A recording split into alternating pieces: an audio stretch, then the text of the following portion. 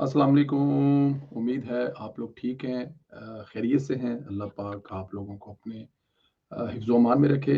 हमारी दुआएँ हमेशा की तरह आपके साथ हैं। खुश रहें, आबाद रहें। अल्लाह पाक की ज़ात आप लोगों को अपने हिफ्ज़-ओ अमान में रखे। आपके वालिदैन का आप पर साया कायम रहे और पाकिस्तान सलामत रहे, ता क़यामत रहे और हमेशा पाकिस्तान ज़िंदाबाद। उड़ान पाकिस्तान तू शहीन है, प्रवाज़ कर तेरा है पहाड़ों पर, चट्टानों पर। हाँ जी, निक्के होंदे आह्ला शेर। तो ये जो है जी, तू शहीन है, परवाज़ कर, है जी, तेरा काम। ये हम लोग लास्ट टाइम इस्लामाबाद गए थे तो एहसन इकबाल साहब की मिनिस्ट्री का विज़िट किया था, उन्होंने गिफ्ट की थी, तो मेरे ख़्याल में आज मुझे नज़र आई है। तो मैंने कहा आज का वीलॉग जो है ना, ये इसी के साथ बनता है, तो आज का वीलॉग इस उड़ान पाकिस्तान के साथ। सबसे पहले तो चलेंगे जनाब के आपके जो ट्रम्प चाचा ट्रम्प है ना, उसने जो मतलब कि इस वक़्त पाकिस्तान के साथ जो मतलब बड़ा उसका प्यार और मोहब्बत है और शहबाज शरीफ साहब के साथ उसकी बात करेंगे। सफ़ारती जो मैदान है ना, मेरे ख़्याल में कमाल का खेला है शहबाज शरीफ अपने सफ़ारती मैदान में, कमाल का खेल गया है। हुकूमत इतना अच्छा खेली है, एक छोटी-सी मिसाल देता हूँ, डराया जा रहा था, धमकाया जा रहा था कि जैसे ही इमरान खान की हुकूमत बनेगी, जो ट्रम्प है वो मतलब कि उड़ा के रख देगा इस पूरी रजीम को, जिसको वो कहा करते थे। और इमरान खान साहब जो हैं, क्योंकि वो ट्रम्प के बड़े अच्छे दोस्त हैं, तो वो जेल से निकालेंगे और निकाल कर उनको तख्त पे बिठा देंगे और तमाम इल्ज़ाम जो है उसको लपेट देंगे। हुकूमत की खैर नहीं है, इमरान खान बाहर आ जाएगा। इस तरह की धमकियाँ हमें सुबह-शाम मिला करती थी, लेकिन पाकिस्तान ने हर मुहाज़ पर बड़ा कमाल का खेला और मास्टर स्ट्रोक खेला। ट्रंप की नज़रों में इमरान खान को 0-0 कर दिया। अमेरिकी सदर ट्रंप ने कहा कि अमेरिका ने पाकिस्तान और भारत के दौरान सीज़ फायर में दोनों ममालिक की बहुत मदद की है। व्हाइट हाउस में खिताब में ट्रंप ने कहा कि पाकिस्तान और भारत पर बातचीत के लिए दबाव डाला। हमने पाकिस्तान और भारत के दरमियान जोहरी तनाज़ा रोका। ट्रंप का कहना था कि ये बहुत बड़ी जोहरी जंग हो सकती थी। इस जोहरी जंग में लाखों लोगों की जानें जा सकती थी। अमेरिका के सदर ने कहा कि मुझे ये बताते हुए फ़ख्र हो रहा है कि पाकिस्तान और भारत की क़यादत ने इस पूरे मामले में मज़बूती और दानिशमंदी का मुज़ाहरा किया। दोनों ने हालात की संगीनी को खूब समझा और बड़ी साबित कदमी दिखाई। सदर डोनाल्ड ट्रंप ने मज़ीद कहा कि हमने इस अमल में बहुत मदद की और जो ये बात मैं करने लगा हूँ ना, ये बहुत बड़ी बात है आपके लिए। इससे पहले अ, ज़ाहिर है पूरी दुनिया जो है वो भारत के साथ खड़ी हो जाती थी। सफ़ारती तौर पर भारत अपने आप को बड़ा तगड़ा समझता था और पूरी दुनिया जो है वो भारत के साथ खड़ी हो सकती थी। लेकिन इस दफ़ा बराबरी की सतह पर दोनों मुल्कों को समझाया गया, बराबरी की सतह पर कहा गया। अब एंड में जाकर आपको बताता हूँ कि तरला किसने किया कि जनाब सीज़-फायर कर दें। लेकिन जो अहम बात वो है कि उसमें ट्रंप ने कहा कि अगर आप हम दोनों के साथ तजारत करेंगे, दोनों के साथ तजारत करेंगे, वरना हिंदुस्तान तजारत वाला होता था और पाकिस्तान मदद वाला होता था, अमदाद वाला होता था। और ये है पाकिस्तान की बड़ी फतह। ट्रंप कह रहा है कि हम तजारत करेंगे, यानी पाकिस्तान को अमेरिका से तजारत में फ़ायदा मिलेगा और मुआशी फ़ायदा मिलेगा। ट्रंप का कहना था कि शुरू में सीज़ फायर कहा, तो दोनों ममालिक पीछे हटने को तैयार नहीं थे और मैंने कहा कि हम तुम्हारे साथ तजारत करेंगे और खूब तजारत करेंगे, लेकिन सबसे पहले तुम्हें ये सब कुछ बंद करना पड़ेगा, तो हम तजारत करेंगे। अगर नहीं करेंगे बंद ये सारा ड्रामा, तो फिर तजारत तजारत खेती मिट्टी च होनी जब दोवां दे अपने अपने पटाके बोलन तक मतलब के पोजीशन पहुंच गई, तो उसके बाद फिर क्या मतलब के तजारत होनी है। लेकिन ये अच्छी बात है, सदर ट्रंप के साथ पाकिस्तान और हिंदुस्तान की बराबरी की सतह पर बात करना भी मेरे ख्याल में बहुत बड़ी कामयाबी है कि दोनों ममालिक को बराबर रख के बात की जा रही, वरना हम तो अजीब ही सुनते आए हैं कि पाकिस्तान को अमदाद दी जाएगी और भारत के साथ तजारत की जाएगी और भारत अपने आप को इस इलाके में अमेरिका का राइट हैंड समझता था कि अमेरिका ने यहाँ पर हिंदुस्तान को राइट हैंड है और वो पूरे खित्ते को चला रहा है। लेकिन पहली दफा दोनों को कहा है कि जनाब दोनों आप मेरे लिए बराबर हैं, दोनों इज्जत और एहतराम के काबिल हैं और आप ये सुलह करें। जाहिर है अब ये लड़ाई जो है वो शुरू भी मोदी ने की थी, पंगा मोदी ने शुरू किया था, तो माफी भी मोदी ही मांगने गया है। तो जब मोदी साहब ट्रंप के पास पहुंचे हैं और ट्रंप इंतजामिया ने उनको समझाया है कि जनाब आपसे पाकिस्तान काबू नहीं आने वाला, जो सामान पाकिस्तान के पास पड़ा है उसका मुकाबला नहीं कर सकेंगे, तो उसके बाद फिर कहा गया कि जनाब अगर आपने सब कुछ देख लिया, हमारी पोजीशन बड़ी कमजोर है, तो मेहरबानी करके आप फिर हमारी सुलह करवा दें। तो फिर जाके जो है वो सुलह हुई है। अच्छा जी, एक और जो बड़ी अहम चीज़ है वो ये है कि आलमी पस मंजर में पाकिस्तान और भारत के दरमियान डायरेक्टर मिलिट्री ऑप्शन का राब्ता हो चुका है। पाकिस्तान और भारत के दरमियान ये जिसे DGMO के दरमियान बातचीत हुई है और जिसमें जंग को खत्म करने का और जंग बंदी को कंटिन्यू जारी रखने पर इत्तेफाक हुआ है। ये बड़ी अहम खबर है कि राब्ता हुआ है, पॉजिटिव राब्ता हुआ है और उसमें जंग बंदी को कंटिन्यू करना है और जंग दोबारा फिलहाल नहीं करने का कहा गया है। और सिक्योरिटी ज़राए के मुताबिक पाकिस्तान और भारत के दरमियान DGMOs की दरमियान सीज़ फायर का अगला लाहे अमल तय करने के लिए राब्ता हुआ है।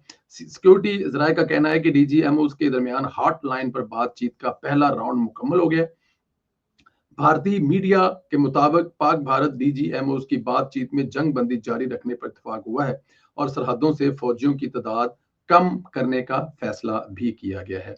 ये देखें, अगर फिलहाल तो ये अभी इब्तदाई तौर पर है और आगे जाकर ये अगर चीजें होती हैं तो अच्छी बात है। देखें, दो जो अच्छे हमसाए होते हैं ना, अगर वो ताकतवर होंगे तो वो दोनों के फायदे में होगा। अगर एक हमसाया तगड़ा है, वो वाजपेयी कह के गया था कि हमें मजबूत पाकिस्तान चाहिए, कमजोर पाकिस्तान जो है वो हमें वारा नहीं खाता। कमजोर पाकिस्तान में कई हुकूमतें होंगी, कई लोग होंगे, कई ताकतवर होंगे, लेकिन अगर मजबूत पाकिस्तान होगा, मईशत मजबूत होगी, तो वो हमारे लिए बहुत अच्छा है और हमें बड़ा सूट करेगा। तो मेरे ख्याल में ये नरेंद्र मोदी को वाजपेयी साहब वाली बात जो है ना, उसको गौर उस पर कर लेना चाहिए कि अगर पाकिस्तान तगड़ा हुआ तो इसमें फायदा जो है वो भारत का भी होगा। जी, शहबाज शरीफ साहब जो है वो फिलहाल तो छाए हुए हैं जी, हर जगह पे उन्हीं का चर्चे हैं, उन्हीं का नाम है। और इस वक्त जो अगर मैं ये कहूँ कि शहबाज शरीफ साहब जो हैं वो उन्होंने एक बेहतरीन इनिंग्स खेली है, तो इसमें कोई शक नहीं होगा, क्योंकि शहबाज शरीफ साहब ने वाकई ही बड़ी कमाल की इनिंग्स खेली है। शहबाज शरीफ ने शहदा के लिए कमाल का ऐलान किया है, हमेशा के लिए ऐलान किया है। शहबाज शरीफ को ये एजाज हासिल है कि हमने इनकी सरबराही में भारत से वो जंग जीती है जिस जंग के जीतने की गवाही हमारी तारीख नहीं देगी बल्कि दुनिया की तारीख देगी। बहुत सारी जंगें ऐसी होती हैं कि वो आप खुद कह रहे होते हैं हम जीते हैं, लेकिन दुनिया उसके बारे में कुछ और कह रही होती है। लेकिन ये जंग जो शहबाज शरीफ की क्यादत में पाकिस्तान जीता है, इसकी गवाही पूरी दुनिया देगी। आप देखें, मुख्तलिफ दुनिया के अखबार उठाकर देखें, इंग्लैंड का डेली टाइम्स उठा के देखें आप, उसमें लिखा हुआ है कि ये जो आसमान है, स्काई है, इसका जो किंग है वो पाकिस्तान की फजाइया है और पाकिस्तान ने ये बर्तरी हासिल कर ली है हिंदुस्तान पर फजाइया में। और बाकी जो मामलात हैं वो आगे जाके एक और बढ़ती, वो भी आपको सुनवाते हैं। लेकिन शहबाज शरीफ की ये सब कुछ क़यादत में हुआ है। वज़ीर-ए-आज़म शहबाज शरीफ ने हर साल 10 मई को यौम मार का हक मनाने का ऐलान कर दिया है। पाकिस्तान ने भारतीय जारहियत के जवाब में ऑपरेशन बनियान मरसूस लॉन्च किया, जो कामयाब हुआ और दुश्मन के दफाई निज़ाम को कमजोर किया बल्कि तबाह बर्बाद किया। वज़ीर-ए-आज़म ने हर साल 10 मई को यौम मार का हक मनाने का ऐलान किया। उन्होंने कहा कि यौम मार का हक में जोशो खरोश और जज्बा मिली वहदत से मनाने का ऐलान किया। वैसे ये 28 तारीख को कर देते एक ही दफा तो ज्यादा अच्छा था, क्योंकि 28 का दिन जो है वो नून लीग मनाती है और मुझे एक डर है, मुझे एक खौफ है, एक खतरा है कि ये जो 10 मई है इसको भी नून लीग की हुकूमत मनाया करेगी। कोई और मुल्क में हुकूमत आई तो वो शायद इसको ना मनाए, लेकिन ये जीत नून लीग की नहीं है, ये बात याद रखिएगा, ये जीत पूरी कौम की है। इनका कहना था कि बहादुर फवाद के पेशा वराना सलाहितों ने हमारे सर फख्र से बुलंद किए हैं। वज़ीर-ए-आज़म ने 16 मई को अफवाज पाकिस्तान को खराज तहसीस पेश करने, अल्लाह के हजूर सजदा शुक्र बजा लाने के दिन के तौर पर मनाने का फैसला किया है और कहा है कि जुमे के दिन यौम तशक्कुर के तसलसल में खुसूसी नवाफिल अदा करेंगे, अल्लाह के बारगाह में सजदा शुक्र बजा लाएंगे, मुल्क व कौम की तरक्की के लिए दुआएं करेंगे। दूसरी जानब पाकिस्तान ने ऑपरेशन की तकमील का ऐलान किया है। भारत के साथ 22 अप्रैल से 9 मई तक मार का हक का नाम दिया गया, जबकि 10 मई की कार्रवाई को ऑपरेशन बनियान मरसूस करार दिया है, जिसके तहत ये कामयाबी हासिल हुई है। ISPR के मुताबिक पाकिस्तान ने भारतीय फौज जारहियत अपने शहरियों के बेरहमाना कत्ल के खिलाफ इंसाफ और बदला लेने के लिए अज़म किया था। मुसल्लह फौज ने अवाम से किया गया अपना वादा पूरा कर दिया। बेशुमार मदद नुसरत पर अल्लाह के हुजूर इंतहाई आजिज़ी के साथ सजदा रेज होंगे। और मेरे ख्याल में ये बड़ी अच्छी बात है, ये होना चाहिए था और ये बहुत कौम को पता होना चाहिए। ये जो तारीख है ना, ये 5, 7, 8, 10 साल के बाद खत्म नहीं होनी चाहिए। देखिए, मैं अक्सर कहता हूँ, हमने अपने बुजुर्गों से 1965 की जंग के बारे में सुना था और दूसरी जंगों के बारे में सुना था कि उसमें कैसे लाहौर के लोग जो हैं, कैसे लोग बॉर्डरों की तरफ अपनी कुल्हाड़ियां और अपनी बंदूकें लेकर निकल पड़े थे।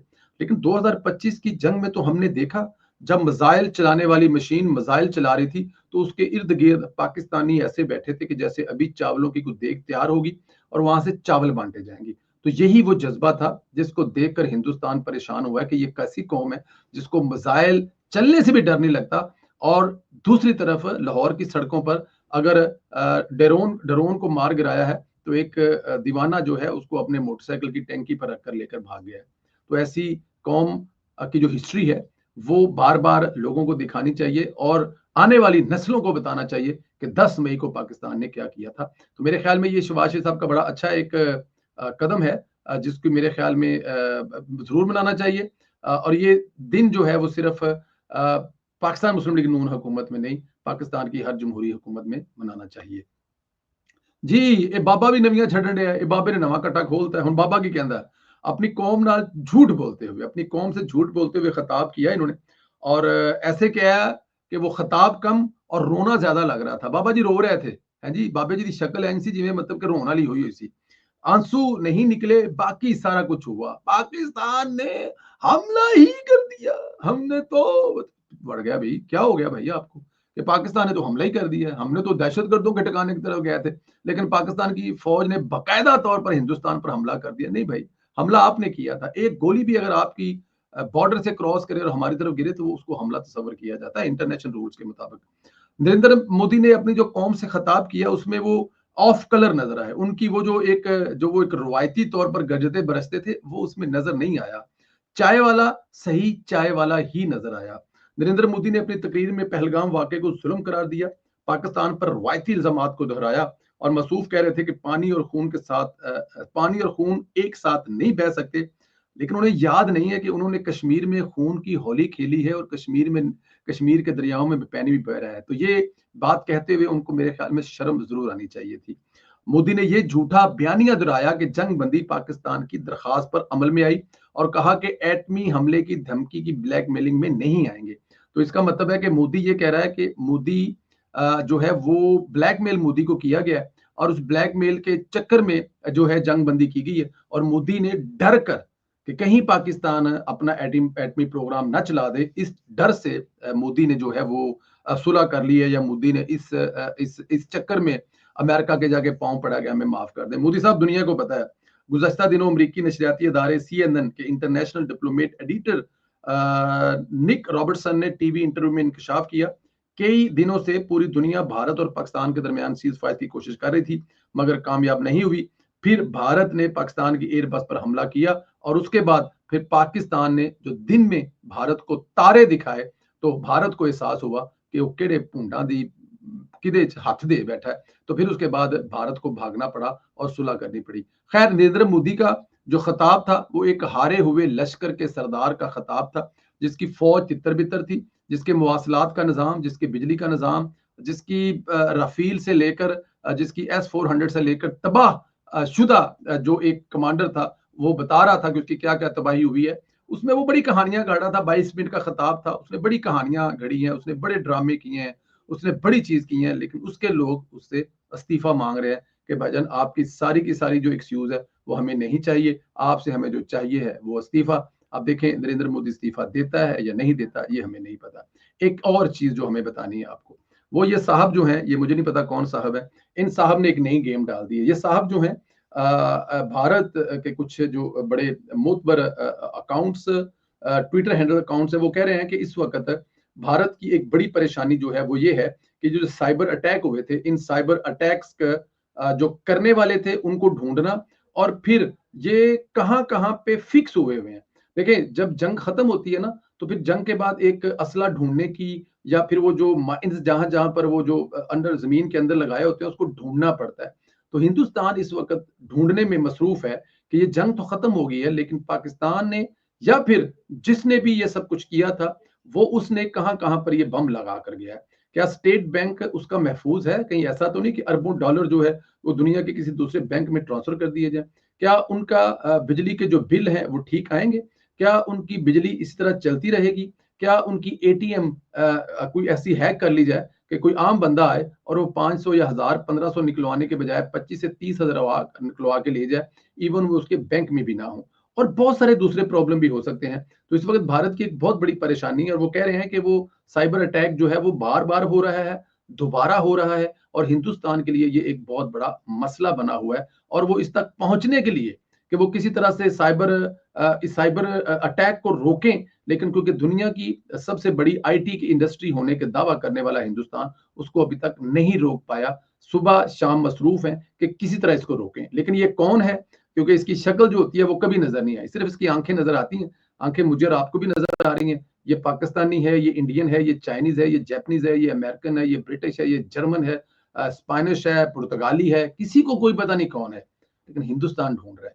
इसे कहते हैं ना कि आपने सारी उम्र लोगों को डराया, सारी उम्र धमकाया कि हम लोग बड़े मास्टर हैं, आईटी में हमसे आगे कोई नहीं है, लेकिन भाईजान आईटी वाले ही आगे आ गए। अब 2 चीज़ों पर आपको बड़ा गरूर होता था, एक राफेल और एक आईटी और दोनों इस वक़्त राफेल जो है वो राफिया के साथ भाग गया और आईटी जो है वो आपके अंदर जो जिसे कहते हैं ना कि आपकी जड़ों में बैठ गया। आपसे गुज़ारिश है कि चैनल को ज़रूर सब्सक्राइब करें, बेल आइकन को प्रेस करें, ज़्यादा से ज़्यादा व्हाट्सएप ग्रुपों में लिंक शेयर करें और अपनी राय का इज़हार ज़रूर करें। क्या हिंदुस्तान से जो खतरा है वो टल गया है या हिंदुस्तान पर अभी भी खतरा है? और ट्रंप की सुलह जो ट्रंप ने जो जंग रुकवाई है, आप ज़रा ये तो बताएँ कि किसके कहने पर, किसकी दरख्वास्त पर